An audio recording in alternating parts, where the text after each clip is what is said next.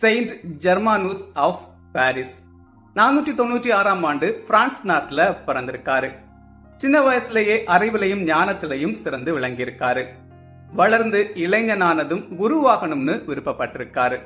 அதன்படியே ஒரு துறவு மடத்துல சேர்ந்து தன்னுடைய 34வது வயசுல குருத்துவ அருட்பொழிவை பெற்றிருக்காரு.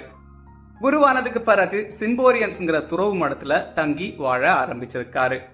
ரொம்பவே இரக்க குணம் கொண்டவரா இருந்திருக்காரு. ஏழைகளுக்கு அதிகமான உதவிகளை செஞ்சிருக்காரு.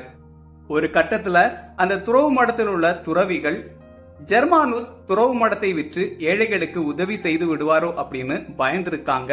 அந்த அளவுக்கு ஏழைகள் மேல இரக்கம் கொண்டவரா இருந்திருக்காரு ஜெர்மானுஸ். அந்த நேரத்துல பாரிஸ் நகர ஆயரா இருந்த யுசேரியஸ் இறந்து போயிருக்காரு.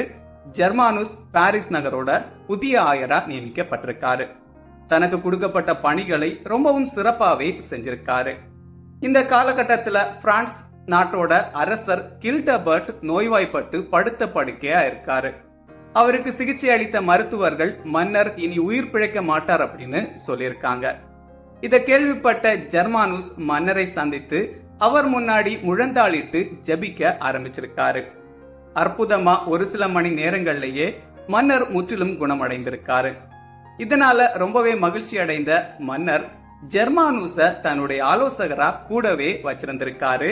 ஜெர்மானுஸுக்கு தேவையான உதவிகளையும் செஞ்சிருக்காரு.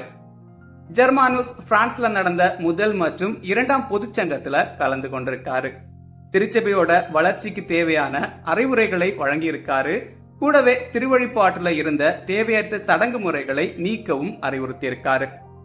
இப்படி திருச்சபையின் வளர்ச்சிக்காகவும் ஏழை மக்களின் வளர்ச்சிக்காகவும் அயராது உழைத்த ஜெர்மானுஸ் இறுதியா 576ஆம் ஆண்டு இறந்து போயிருக்காரு. May 28 Saint Germanus of Paris feast day.